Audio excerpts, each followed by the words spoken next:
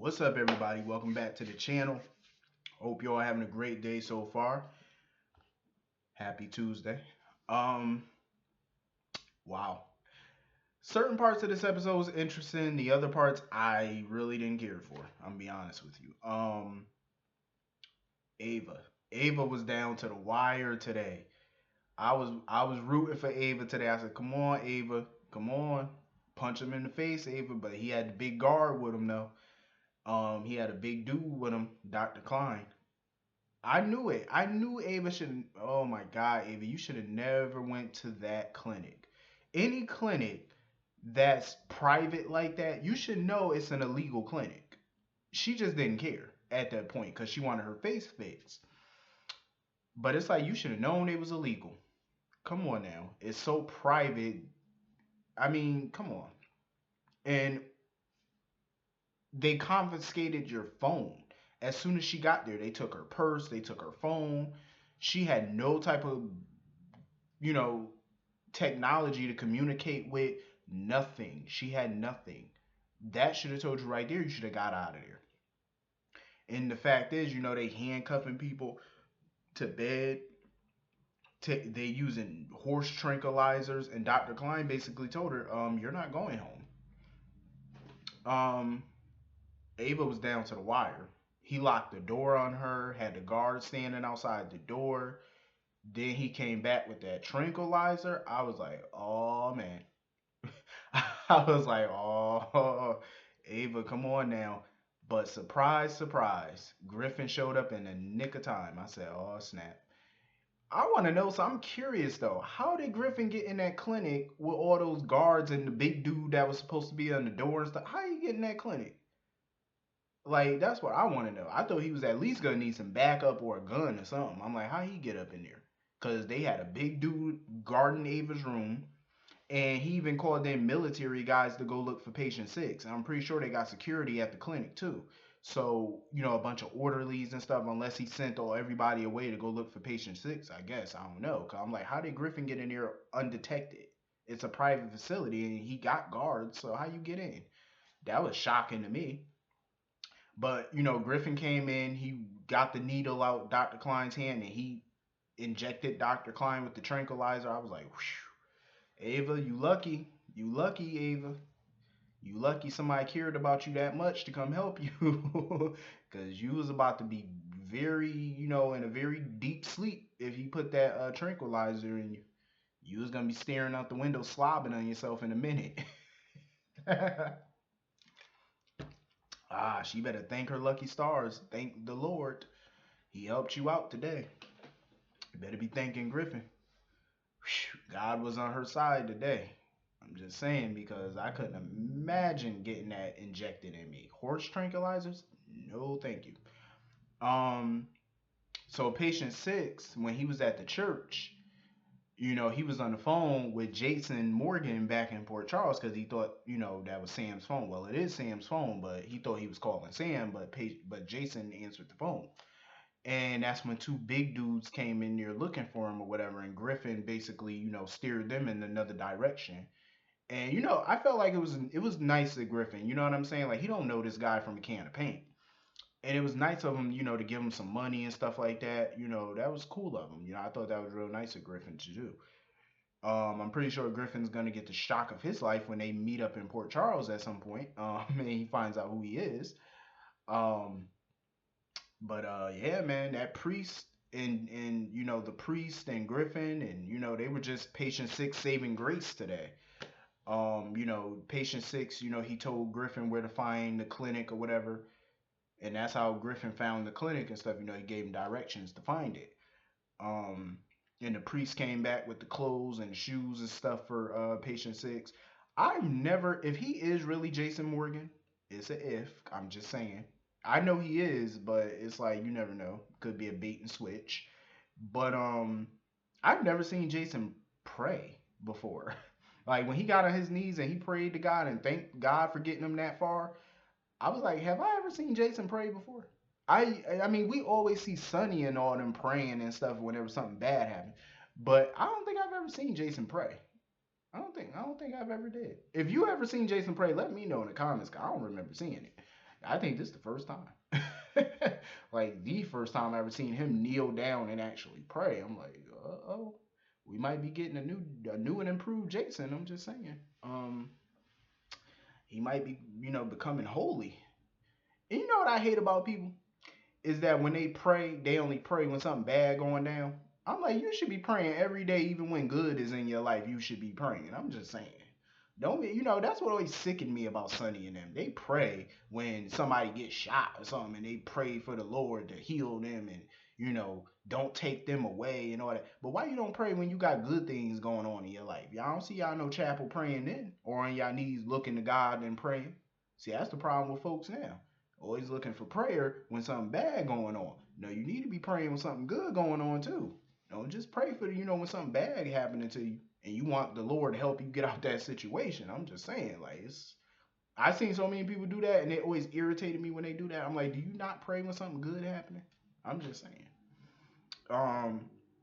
So yeah, so patient six, he was asking the priest or whatever about a passport and stuff, and the priest, was gonna go check on that for him, and he came back and told him, he could help him, and he got something better for him than a train or whatever. So patient six about to get up out of there. Um, so now we're in Monaco and we get Anna and Finn and Cassandra and stuff.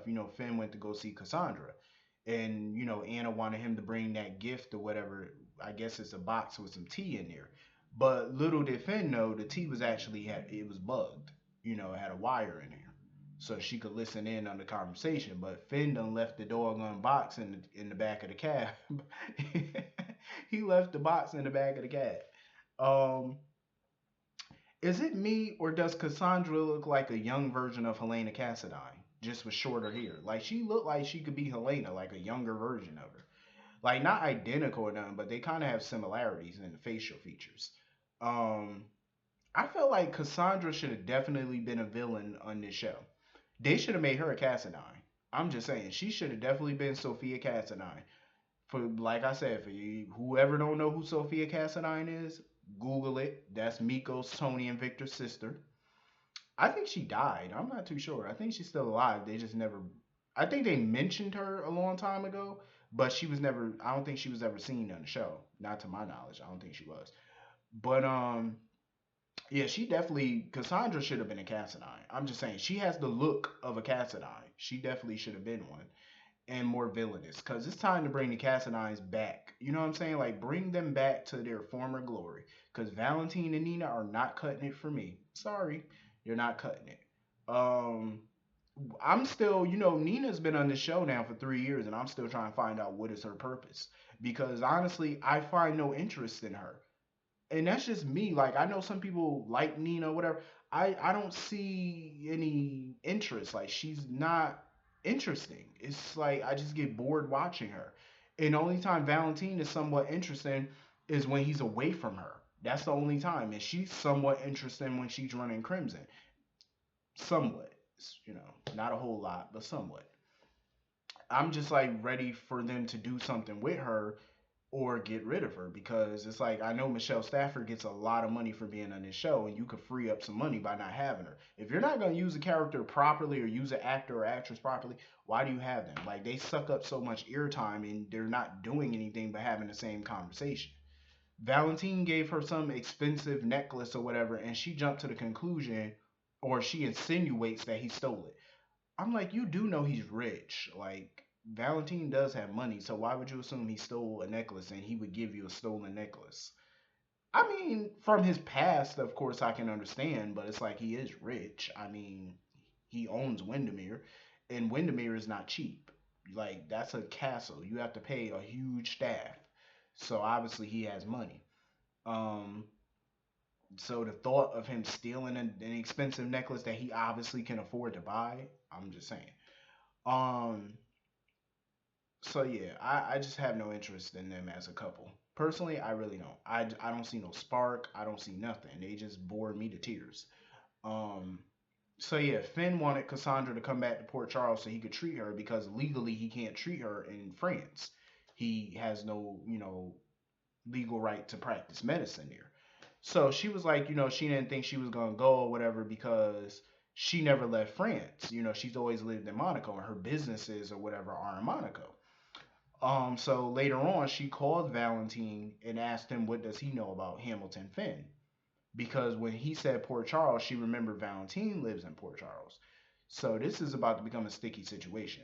Anna know doggone well the only reason she's pursuing Cassandra is because it's gonna lead her to Valentine. That's the only reason she's pursuing this. If Cassandra had nothing to do with Valentine, Anna wouldn't care if she was selling diamonds and jewelry on the black market. You think Anna would really care? Of course not. She would let the local agencies deal with that. But the only reason she's so interested by this is because Valentine is somehow involved. That's the only reason. She keeps trying to say, "Oh, I'll follow the evidence wherever it leads me, even if it doesn't lead me to Valentine." That's a lie. She know that she's not gonna do that. She cares about if Valentine is involved in this, and trust me, if he's not, she's probably gonna drop it. Um, because you know how she do. So anyway, Jason and Sam are in the clinic or whatever, and she looked up the number that called her and she noticed that it was Griffin's number. She got the test results back from the hospital because they told her Griffin was out of town. So she got the test results back telling her she's healthy. Um, her and Jason start talking or whatever because she feels like she doesn't want Jason to resent her for, talking to him about getting out of the business, because she knows that, you know, danger is what gets his blood going. He loves danger, and Jason was telling her that, at the time that was true, but he has a wife, he has kids now, so he can't be doing all that. Um, I have a feeling that if Billy Miller is Drew, I have a feeling Sam is gonna stay with him. I really do. I have that feeling. Sam is definitely gonna stay with him because she's right. She got kids now, and if Steve Burton comes in as Jason, he's more than likely gonna go back to the mob. So that's dangerous for her kids. And she's developed this crazy bond with Drew or whatever, if he is Drew. She developed this bond with him, so she's definitely going to be torn about what to do. She's definitely going to be torn up, and I can see why. But if you want my honest opinion, if Billy Miller turns out to be Drew, I'd rather she stay with Drew at this point. I'd rather, Jason can, if Steve Burton is Jason, he can continue to be a father to Danny and Jake, of course, but I really don't see the point of him and Sam going back. You know what I mean? They're, in my opinion, in the 5 years he's been going, they're different people now. I feel like their views are different. Maybe his viewpoint would be different if he comes back. I don't know what he's gonna do. But if he wants to get back in the mob, I feel like, at this point I kind of like seeing her with, this Jason at this point. So, it is what it is. Whatever she chooses, me, I'm down with it. So, either way, um, I think that's everything in this episode. I think. Did I talk about everything? I think that's everything. So anyway, hit that comment button. Let me know what you thought about today's episode. Hit that like button, hit that subscribe button, and I will see you all tomorrow. Have a great day. It's beautiful. The sun is coming out, so it's definitely about to be a great day. See you all tomorrow. Peace.